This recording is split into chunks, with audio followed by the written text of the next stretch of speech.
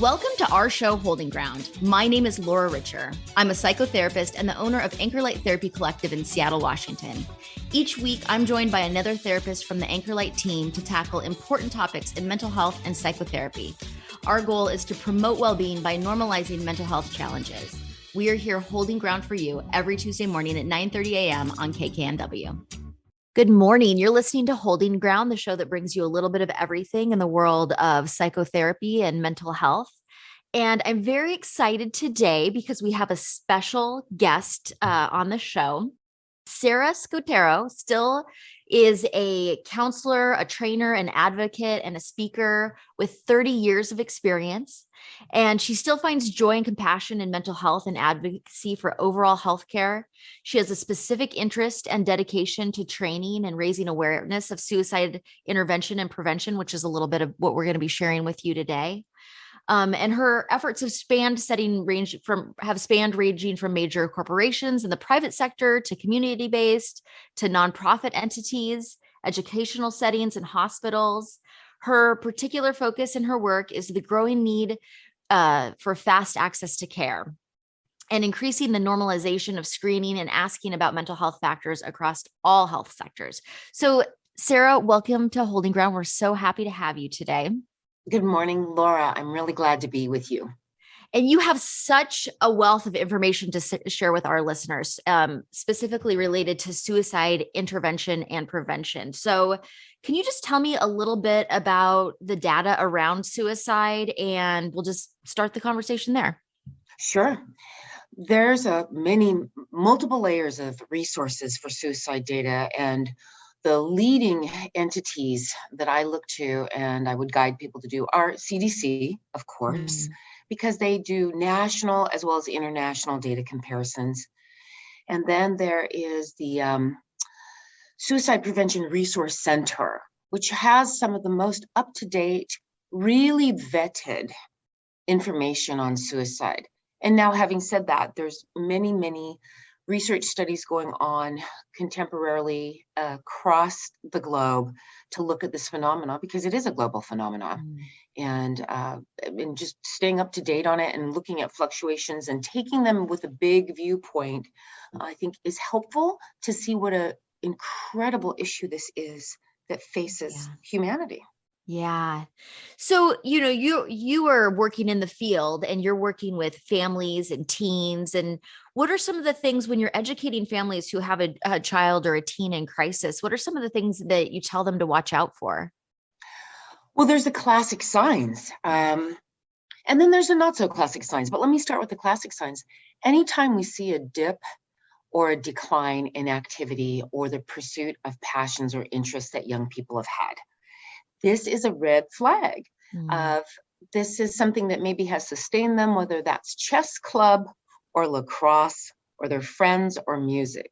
When I hear from families that they say, our son, our daughter, our niece, whoever that family member may be, is no longer doing those things, I said, that's a big red flag.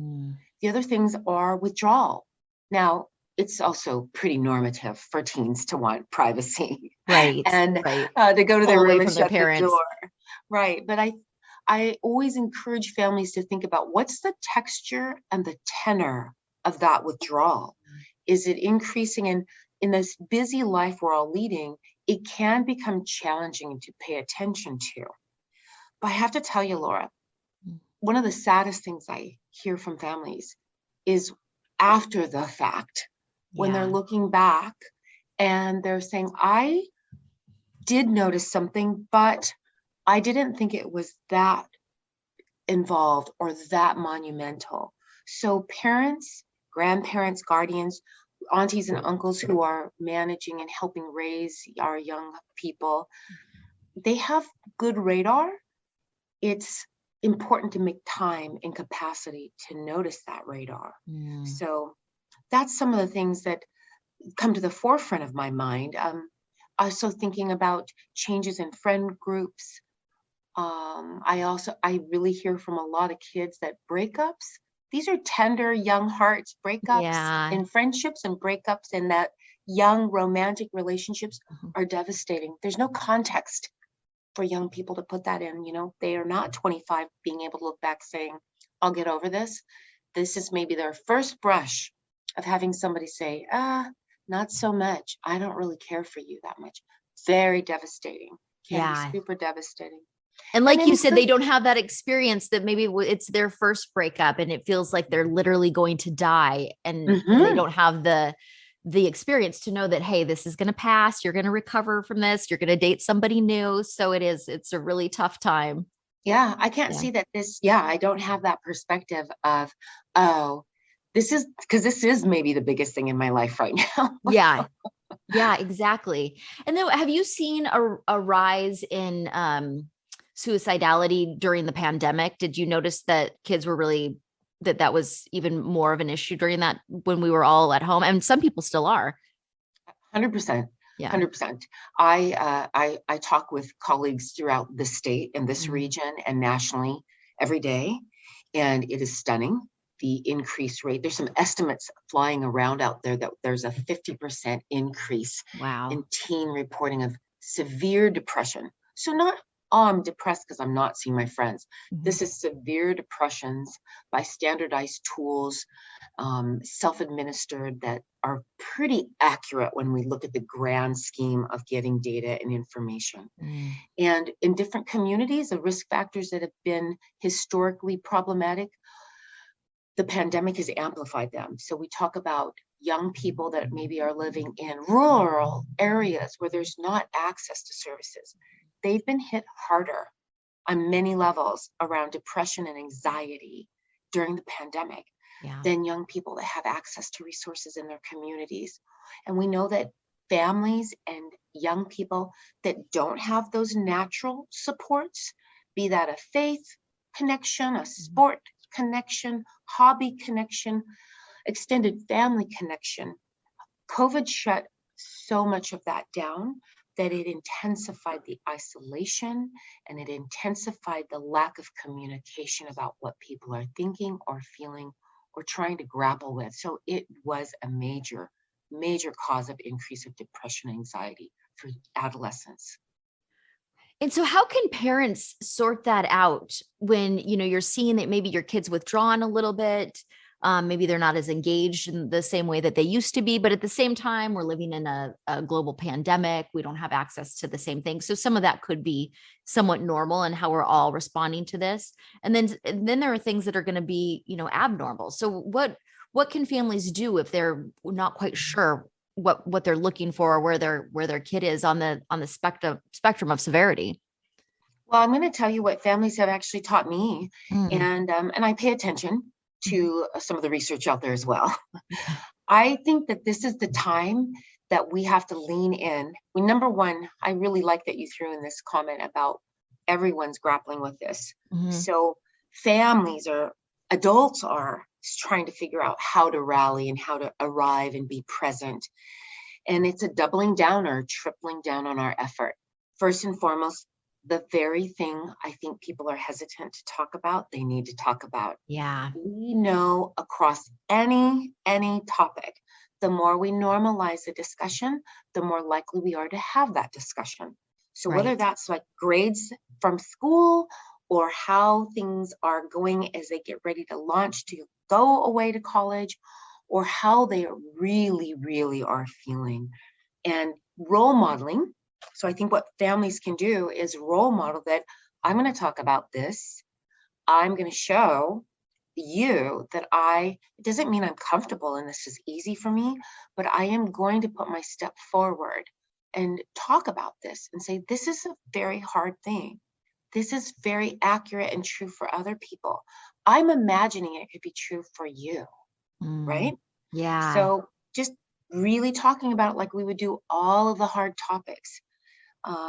Talking about it and normalizing that conversation is monumental. And to that point, I still get to sit in a room with a lot of teenagers alone. I feel like it's a very intense journey and I feel very privileged. And I hear what they say they wish their families would ask them. So this is straight from a young person's brain power saying, I wish my mother or father would ask me about da, da, da, da, da. And if it's around depression and anxiety, they're like, no, I think they might be too shy or too scared to ask me. So that's the clarion call right there. Don't be too shy. Don't be too scared. You might be shy and you might be scared. Ask anyway. Talk anyway. Say it And anyway. that's so great. You have the insider information of Yeah. your kids are wanting to share these things with you, but they don't know how to bring up the conversation. So kids are expressing to you, or teens are expressing to you, they want their parents to ask them about their mental health or their relationships. They do. And they want to know that it's going to not get too intrusive. I think there's some tact about doing this. So there's not a tact 101 class to teach. Yeah. I think the first place to start is to say, like, gosh, this is a hard time for me. Mm-hmm. This is really tough. I have to imagine it's tough for you too. Yeah. And sometimes we have to do the invitation to the conversation. Right. Which means we introduce the topic and maybe we let it lie there in a stable state and then circle back to it. Yeah. Because we're opening that door, and sometimes we can't swing the door wide open. But if we think that they're not paying attention, I can gladly tell anyone listening that they are paying much keener attention to us than we are to them. Because they can tell me, they're like, I know this when this happens. And they're not reporting out on it, but they're definitely paying deep attention to what we talk about and what we don't talk about. And if they do not have the story or they do not have the conversation, they make up a story.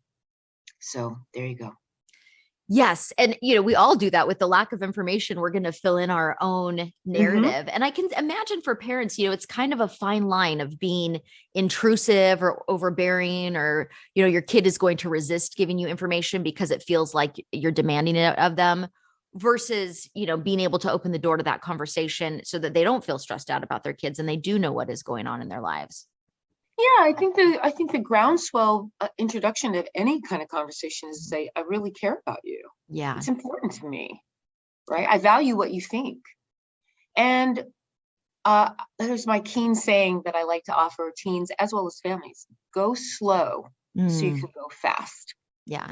It's better to have 5 minutes of something that is going back and forth between you and your young person, and then leave it alone. Because what you've done is you've built this example and you've actually had an encounter that didn't blow up, didn't go off the rails or go into a complete different topic. And that is vital. That sticks. And I actually, I got to meet with some families last week, and I got to meet with them together and then meet with their young person alone. And the young people, it was stunning. They could say to me, I remember about mid-January when my auntie said such and such. And this would be when you look at them like a 15-year-old that you might not think was paying attention to anything except Snapchat or what was on the radio. So Right. that really told me something. And all of them had instances like that. They're like, oh, no. I saw that. I caught that. I noticed that. I know when my family is stressed. So they're thinking about it. And the underlying support scaffolding, if you will, is then having a conversation about it. And that is just so important to get that message out, because I do think that sometimes parents are fearful that even talking about suicide might plant the seed in their child's mind. And so they feel fearful of even having the conversation. But in fact, it really is the opposite of that, correct? It is the opposite of that. There's I can speak to, there's a reality that when there's not a cogent conversation, that there is a contagion effect of kids feeling sad and talking about this and getting very tunnel visioned around, like that's an option when they have a peer group and there's something going on. We've seen that in a couple of communities, even in Washington State. Yeah. That it becomes part of the menu for kids to think about it. That's likely why I'm going to promote this idea that it's imperative that we talk with them about that. Yeah. So we're dismantling this isolated perspective of, I'm alone. I'm not talking to anybody about this. My friend just tried to kill themselves or worse. And so now this is an option. I never thought about it that way. That's actually a truth, but it doesn't increase. We know from the data that it decreases risk when families are open and honest. Yeah. And willing. That does not mean I have all the answers. Mhm. It simply means that I'm going to turn towards you and say, I see you. Yeah. Now more than ever is a vital time for families to turn toward their young people and say, I see you and I hear you. You may still not get $100 in the car to go out Saturday night, but Yeah. I'm seeing you and I'm hearing you. I'm actually bearing witness to you in Yeah. some powerful way that your suffering is real. I may not be able to solve it, but I see you and I'm here with you. You're not alone. Number one thing, you're not alone. And what do you see for maybe parents who have never personally experienced suicidal thoughts or are feeling suicidal, and now they have a child that is dealing with this issue? What are some things that maybe they don't understand about the experience that might be helpful for them to know? I think one of the paradoxical things about suicide is that there's a promotion of a myth. I mean, this is long-standing that, oh, things get worse, they get gradually worse and worse and worse, and then maybe I start to plan, and that there's this longitudinal approach to this intense emotion. And in reality, that's not true. There's some stunning research, really contemporary research was done out of Texas, and it talked about the time between when somebody thought and they were in a moment of despair that could come on quite suddenly, and that they would actually act on really trying to grab a hold of something to hurt themselves or Mhm. kill themselves, was between 5 and 8 minutes. Wow. So I think what I could impart to families is that it's really true. Sometimes things can look and sound and feel like they're going quite well. And then a young person who, let's go back to the beginning, they don't have a lot of experience under their belts. Mhm. They don't have a life context that says, this is awful right now, and it will not always feel this way. Right. So they can be quite suddenly propelled into behaviors, or I hesitate to use impulsive. Mhm. I'd rather say it's a big reaction Mhm. to a compounding set of stressors that I do not see a way to work around. And Yeah. leading that to the family discussion, it might be very helpful for parents to say, you know, when I've seen you solve problems before, or this is what I notice about how you can and have managed stress. We want to remind young brains that even though they've been on the planet 15 years, 14 years, Mm. 10 years, 20 years, they have had some episodes of that. They don't have enough body of evidence to help them face these really intense moments. And that's what's usually shocking to everyone who's meeting with you, adults as well as kids, is that things seemed well, and actually they were.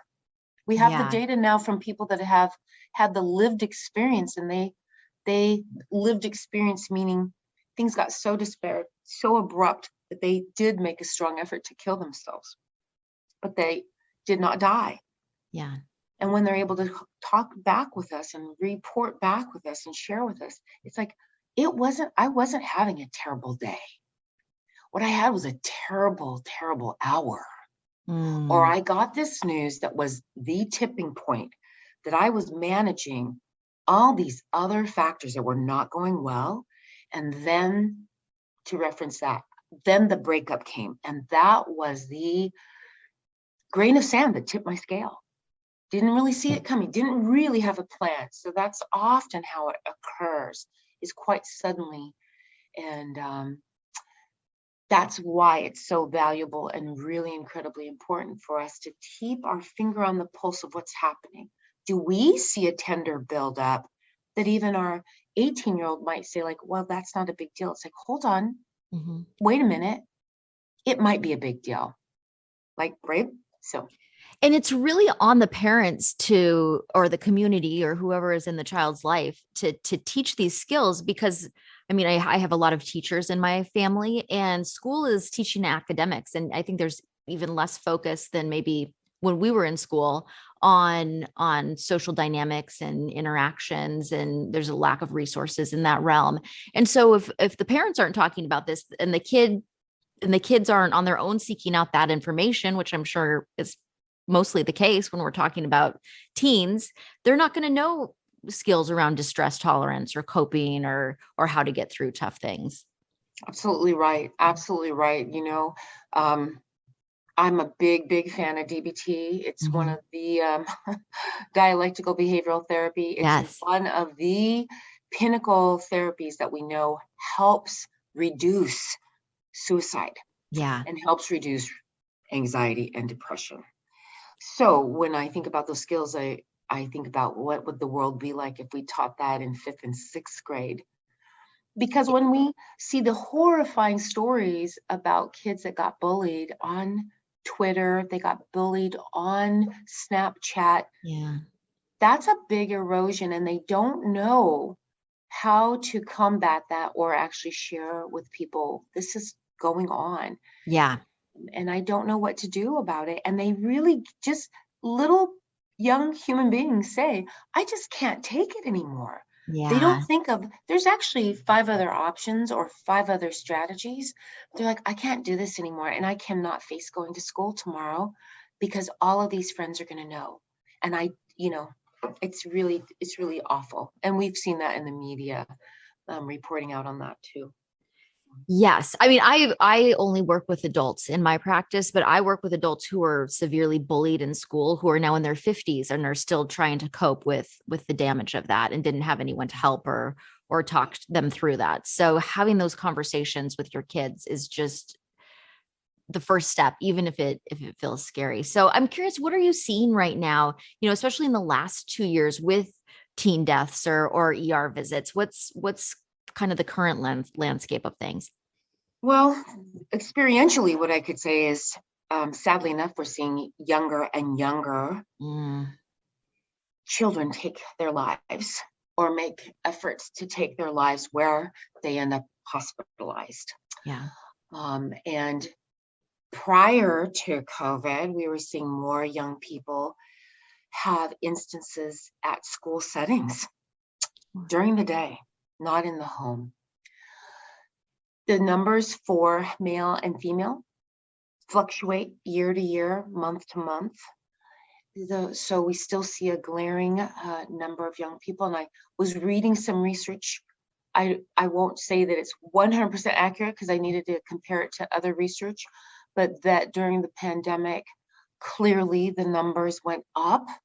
Some estimates are 30-fold increase in efforts of young people to kill themselves. Wow. And we know that we are facing some other epidemics that are really problematic with the introduction of substances, and substance use is on the rise again. Yeah. Accidental overdosing and accidental exposure to medications that are sort of easily accessible. Yeah. And the rapidity of their effect is the most dangerous factor, right? We know the more lethal the mean of killing oneself, the more problem we have around that issue. Guns are our number one problem around suicide in our country. And access to, now we know, fentanyl-laced medicine and opportunities to get a hold of that it looks like it's just a regular painkiller, and it's not. Yeah. That this is a compounding issue for young people in the last 2 years. So what are some resources? I mean, because there's a lot of challenges for parents right now, and their kids to work through some of these things. And it is so scary. I had another guest where we talked about fentanyl, and a child could think that they were recreationally trying a drug, and that's the end. That's the end. So what are some resources parents can access maybe to support them in having these conversations, or even outside resources if they need more support? Well, I'll give a couple. There's I just learned about this from a set of Mercer Island counselors, but there's a website, it's called the Scooty Fund, and that's SCOOTY, the Scooty Fund, the Scooty Foundation. And it's a family that brought this forward from Mercer Island, and they did it in such an amazing way. But they have a helpline, they have resources listed on their website, and that's a lot of courage. So I think it's a beautiful example. The family said, we loved our son, Yeah. especially the sister who I think is the executive director was like, I love my brother. And they really put this together in honor of him and his journey, a phenomenal young man. There's a locally grown website that has locally grown experts on it, and it's called nowmattersnow.org. And it's a beautiful resource, has free trainings on it, links to other resources. But what I find easy, accessible for families is it has videos, and I actually ask many families to watch videos with their young person. Has a section called Young Ambassadors. So if we know that somebody can only tolerate a minute and 6 seconds, they've got it. If somebody can watch 8 minutes, they've got it. And lots of resources that normalize this discussion and really role model. If your life has been touched by this or there's a concern, this is real, normal human beings talking about what they did that worked and what it was like for them to have this experience of conversing about it. It goes without saying, there's the crisis text line. It's the 741-741. I'm always shocked about how many people don't know about these resources, as well as the suicide prevention lifeline. Yeah. This is when I don't know where to turn. Not that I'm in the throes of thinking of dying, but I want to also find out some information. These are good, easy, 24-hour-a-day resources to get a hold of.